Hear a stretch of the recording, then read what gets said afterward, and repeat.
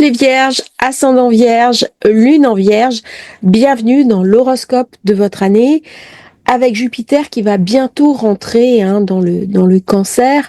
Ça va mettre l'accent sur vos projets, vos projections, votre avenir et bien sûr les personnes que vous allez rencontrer. Pour l'instant, Jupiter en Gémeaux met l'accent sur le professionnel. Vous avez encore quelques mois pour vous investir complètement dans ce secteur avant qu'il ne passe au mois de juin dans le cancer. C'est une année qui va être assez intense. Pourquoi? Eh bien, parce que nous avons le nœud sud qui va rentrer dans votre signe à partir de début janvier. Autant dire qu'il va vous amener une confrontation avec votre passé. Ça va bien sûr être l'événement marquant de l'année. Tous les 18 ans, alors regardez ce qui s'est passé il y a 18 ans et vous aurez un petit peu des informations. Là, on est invité à regarder un petit peu nos réussites, nos échecs. C'est un bilan de vie. Regardez aussi où se trouvent vos nœuds lunaires, et en particulier le nœud sud. Regardez les aspects qu'il fait avec ce nœud qui arrive chez vous et qui, à un moment donné, va se retrouver éclairé par votre soleil de naissance. Dans cette période, pour cette année, c'est une année de bilan. C'est une année aussi qui va être très importante parce que Saturne et Neptune vont changer de signe, ils vont passer en secteur 8.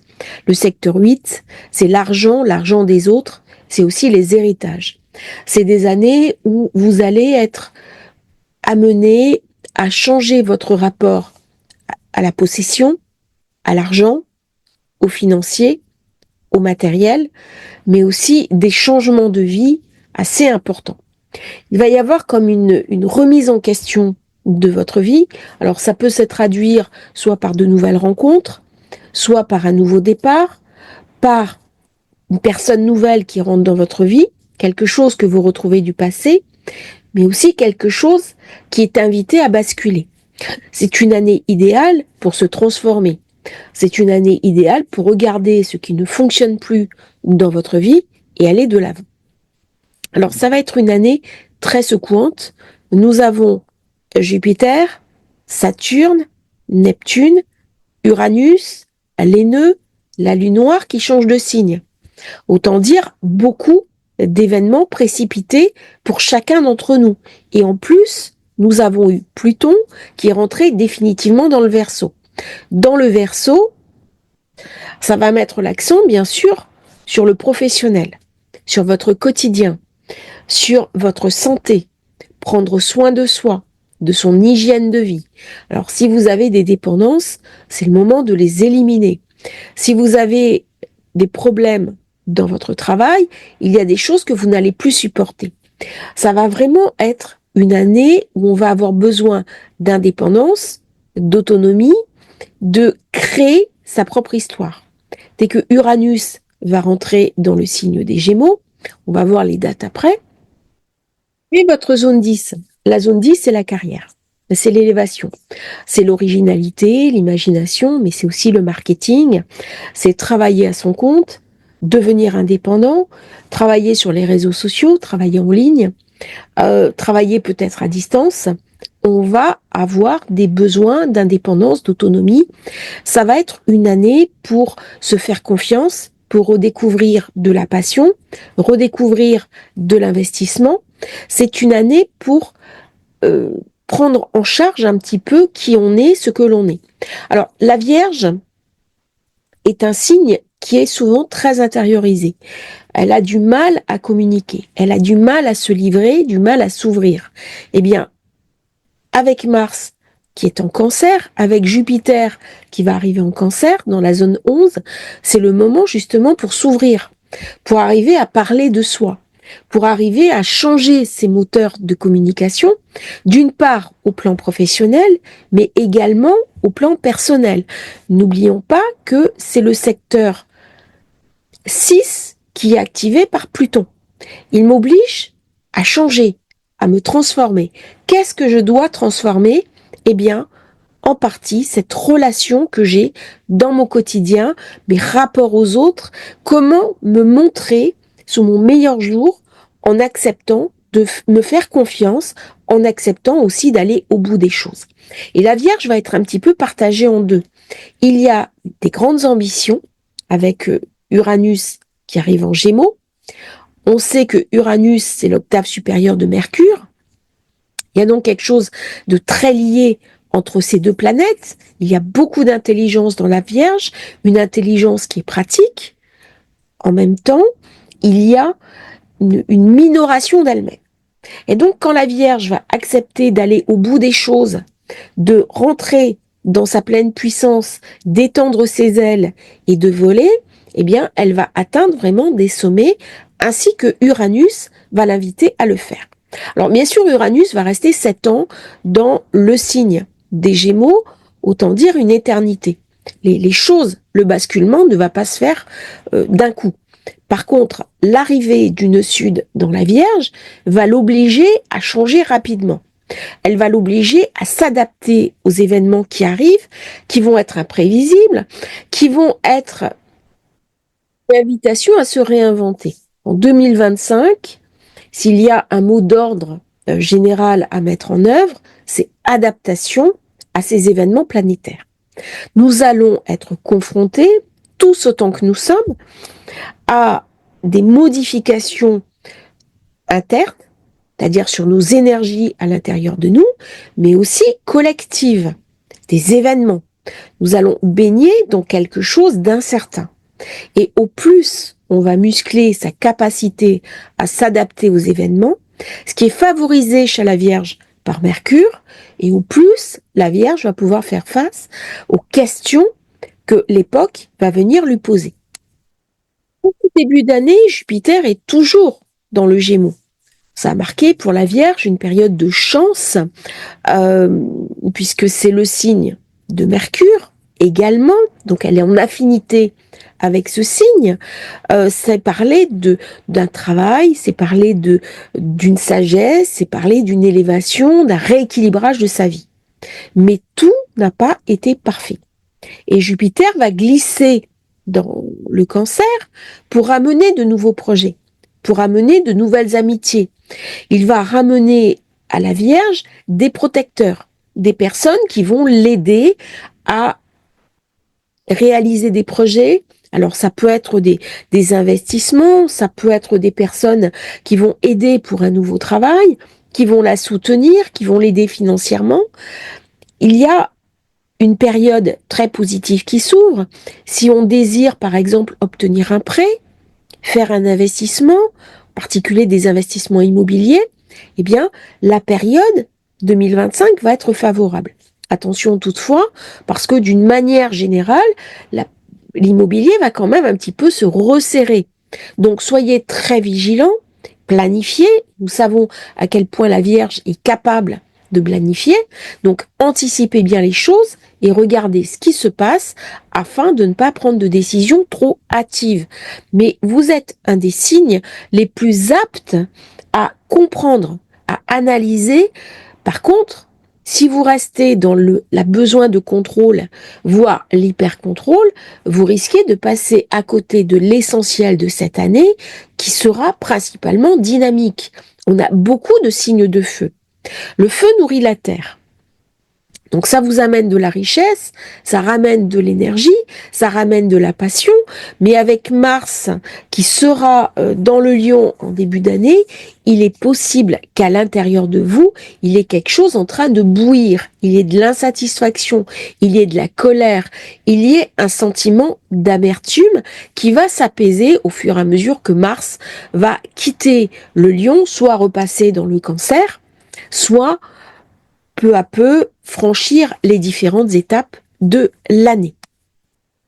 Passer planète par planète, on va avoir Mars, bien sûr, qui est l'énergie, qui est le guerrier du zodiaque, qui est aussi ce qui amène beaucoup de puissance et de la combativité, qui sera pour vous en zone du Cancer à partir du 7 janvier. Alors, ça va me ramener des projets, par contre, des tensions avec des amis. Là, au niveau des soutiens, ça va être plus difficile. Il va falloir que je fasse attention parce que il peut y avoir dans mon entourage des personnes qui ne sont pas du tout d'accord avec moi. À peu près jusqu'au 25 février, des conflits, de la tension, des difficultés avec des personnes qui sont assez irascibles. Donc, gérez bien votre combativité, ne vous laissez pas emporter, mais c'est une période qui va être quand même assez tendue. Nous aurons Vénus rétro dans le bélier Poisson à partir du 3 mars. Elle sera directe le 4 avril. Là, ça va me ramener d'une part du financier, quand elle va passer dans le bélier, mais aussi de l'affect avec mon partenaire. Donc, si je suis célibataire, c'est le moment parfait pour rencontrer quelqu'un. Si j'ai eu des conflits de personnes, par exemple, si j'ai une procédure, c'est le moment pour faire aboutir un dossier. C'est le moment pour apaiser des tensions aussi.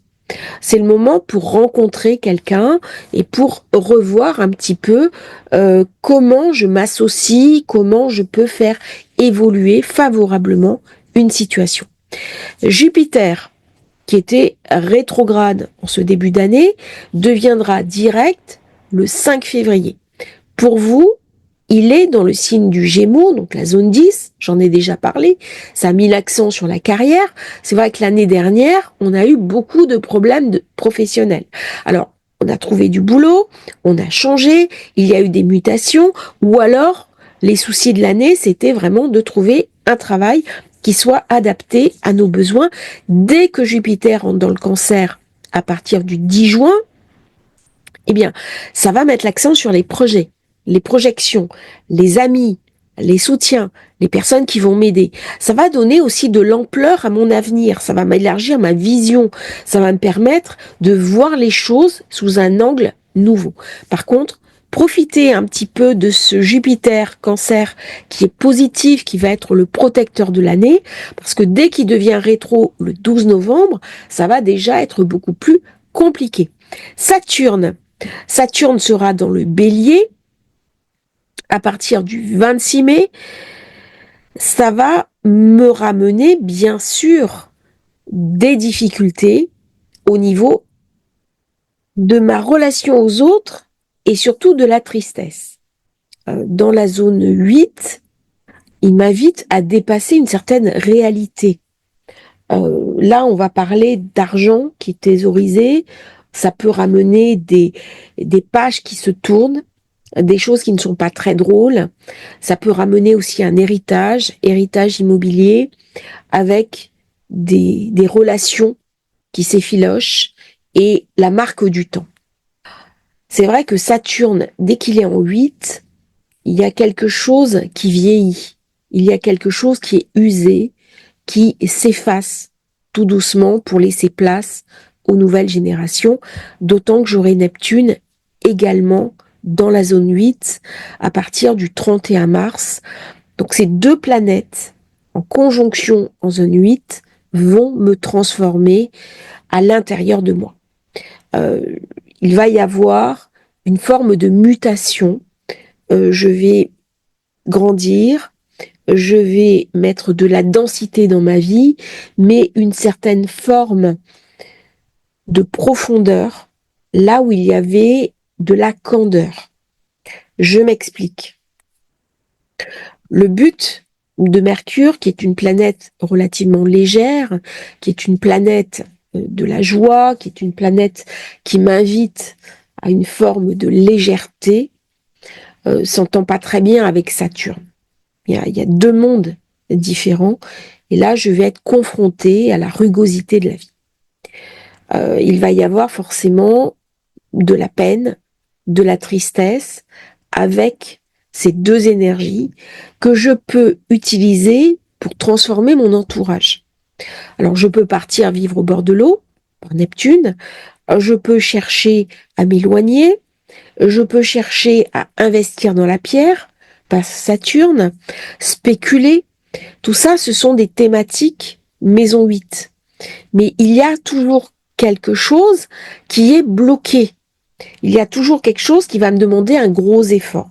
Et quand je me nord dans la Vierge, bien sûr, je vais regarder mon passé. Je vais regarder peut-être des pertes de temps que j'ai eues. Saturne, c'est aussi le temps. du temps que je n'ai pas suffisamment mis à profit, des moments de mon existence où je n'ai pas été au bout des projets qui m'étaient présentés. Alors, le mois de mai va être, en particulier autour du 18 mai, un mois intéressant parce qu'il va y avoir une courbure du destin avec Jupiter qui va faire un aspect au nœud nord et au nœud sud. Donc, il va vous ramener une période de chance pour le mois de mai. On en parlera. Hein. Je fais de toute façon des vidéos mois par mois. Ça va ramener une opportunité de passer outre cette profondeur, cette difficulté que Saturne me ramène au mois de mai, rejoignant bien sûr Neptune qui sera passé également dans le Bélier le 31 mars. Donc vous voyez, il y a quelque chose à intégrer. Il y a quelque chose qui se met en place. Dans cette période, je peux aussi stabiliser une situation affective, une situation qui était en suspens et qui va s'inscrire dans ma vie de manière durable. Saturne, c'est aussi ce qui se stabilise. Et j'aurai également Pluton dans le Verseau, j'en ai parlé, donc qui sera rétro du 5 mai au 14 octobre, et surtout le nœud nord en Poisson, qui est à mon avis l'événement phare de cette année. Alors, bien sûr, votre planète principale, c'est Mercure. Mercure va vous amener de la chance tout au long de l'année. Par contre, il faudra faire attention au rétro de Mercure, en particulier si vous avez Mercure rétrograde dans votre thème de naissance. Mercure sera rétrograde début mars jusqu'à mi-avril, entre le Bélier et le Poisson. Ça va mettre bien sûr l'accent des transformations. C'est à ce moment-là peut-être que vous allez être invité à préparer cette arrivée un peu turbulente de Saturne et de Neptune dans le Bélier. Les transformations, mais aussi les relations. Comment je peux transformer une relation de couple, soit elle a échoué et ça devient un grand ami, ou alors j'ai une relation affective, comment ça peut devenir quelque chose d'un peu plus fixe, un peu plus posé. Les rétros de Mercure, c'est toujours des moments pour se poser des questions clés, pour réorganiser sa vie. Comment je peux revoir un petit peu ma copie. Deuxième rétro de Mercure, ça sera mi-juillet, mi-août, et ça se fera dans le signe du Lion. Alors là, on va retrouver un petit peu les configurations de l'année dernière, sauf que l'année dernière, le cycle n'était pas vraiment complet. Donc regardez un petit peu ce qui s'est passé l'année dernière à cette époque-là. Est-ce que vous avez débuté un processus sans aller au bout? Qu'est-ce qui est resté en suspens? Est-ce que vous avez, par exemple, prévu quelque chose et puis votre projet est tombé à l'eau? Il peut y avoir aussi des soucis liés à quelqu'un de votre famille. Là, il y a quelque chose qui doit se finaliser, qui doit s'achever, notamment juillet-août. C'est le moment d'aller au bout de quelque chose qui s'était mis en place. Alors, soit un traitement, soit une thérapie, soit on arrête de fumer, soit on travaille sur ses mémoires familiales. Il y a une douleur à expurger parce que pour vous, ça correspond à la zone 12. Donc quelque chose qui est très insidieux, quelque chose qui est à l'intérieur de vous et qui a du mal à sortir. Et c'est pour ça quand je commençais ces informations sur la Vierge, je disais que c'était une année pour s'extravertir, pour mieux communiquer, pour mieux partager, pour aller révéler un petit peu le meilleur de vous-même et le livrer au monde. Parce que vous avez des qualités profondes, des qualités de stabilité, des qualités d'intégrité. Comment vous allez pouvoir les amener, que ce soit dans votre travail, dans vos relations ou avec les autres. Mi-novembre, on va avoir cette rétro entre le Sagittaire et le Scorpion. Alors, ça ramène quelque chose de nouveau par rapport à 2024, où la rétro s'est passée essentiellement dans le Sagittaire. Là, ça vient me parler aussi de ma communication avec les autres, de ma famille, de mon foyer. Il y a des choses à repositionner un petit peu pour aller de l'avant. Est-ce que c'est un déménagement? Est-ce que c'est une amélioration de ses conditions de vie? Est-ce que c'est apprendre une langue étrangère? Tout ça sont des questions qui vont être posées durant la rétrogradation. Donc, voyez un petit peu comment les configurations se mettent en place. Par contre, avec Pluton qui rentre en zone 6, vous allez être invité quand même à prendre soin de votre santé, à prendre soin de vous. Votre santé, d'une manière générale, demandera des efforts, alors soit du sport, soit une hygiène alimentaire, soit prendre des compléments alimentaires, parce que il va vous falloir un petit peu de temps pour assumer ces nouvelles énergies qui sont très denses, très puissantes, et profiter au mieux des influx planétaires pour 2025. Ça va être une année assez intéressante pour les Vierges. On passe maintenant aux périodes de chance. Alors, je ne sais pas pourquoi, j'ai une partie qui visiblement n'a pas été enregistrée, ça arrive parfois, des petites erreurs techniques. Donc, je vais la faire en format podcast, je m'en excuse. Vous aurez des jours particulièrement chanceux avec Mercure. Mercure, c'est bien sûr votre planète. Il faudra faire très attention aux période où Mercure sera rétrograde parce que vous allez être particulièrement impacté. Bon, ça c'est des éléments, si vous voulez les trouver, vous les avez bien sûr dans l'Astro-Journal qui est en vente, vous avez le lien dans la description. Pareil, si vous voulez commander votre thème de naissance, votre révolution solaire, vous avez le lien dans la description. Ces jours de chance correspondent au Casimi avec le soleil. Ça va vous amener un éclairage particulier, en particulier pour vous, des jours de providence, des jours particulièrement favorables. Vous avez le 9 février, le 24 mars, le 30 mai, le 31 juillet, le 13 septembre et le 20 novembre. Ce sont des jours particulièrement chanceux. Alors, le 9 février, ça sera dans la zone 6. C'est une maison de travail, c'est une maison qui va vous donner des opportunités. Si vous avez un problème de santé, ça va venir nettoyer tout ça. C'est une période où vous serez particulièrement à l'aise avec les animaux domestiques, vous pouvez en adopter, vous pouvez passer du bon temps avec eux. C'est un moment également pour changer son régime alimentaire. Le 24 mars, ça va mettre l'accent sur la maison 8, l'argent, les prêts bancaires, l'argent du conjoint. On va vous donner de l'argent des héritages, des investissements. Il est possible dans cette période qu'on décide de mettre un terme à une situation qui nous empêche d'avancer. Ça vient parler aussi de secret, de transformation des organes de l'élimination. Et c'est possible dans cette période d'avoir une relation un petit peu plus intense avec son compagnon ou sa compagne. Le 30 mai, ça viendra me parler de la zone 10 qui est l'héritage, la renommée, la carrière, l'argent, l'autorité. Ça va me parler aussi de ma réputation, de mon statut social. Ça sera une très bonne période pour prendre le leadership. Très bonne période également pour mettre en avant ma situation professionnelle et me faire confiance. Le 31 juillet, ça sera une période idéale pour une retraite spirituelle, pour reprendre du recul, pour me reposer, pour faire de l'astrologie, pour mettre en avant mon imagination et ma créativité. Le 13 septembre, c'est la maison 1 qui sera favorisée. On va me parler de ce que je suis. Confiance en moi, soin à soi. On va parler de mon apparence, de ma personnalité, de mes fondamentaux. Qu'est-ce qui est vraiment important pour moi et qu'est-ce que je désire faire de ma vie. Ça va parler aussi du sens de la vie dans cet axe nœud sud, nœud nord au niveau Vierge, Poisson. Le 20 novembre, ça mettra l'accent sur la maison 3.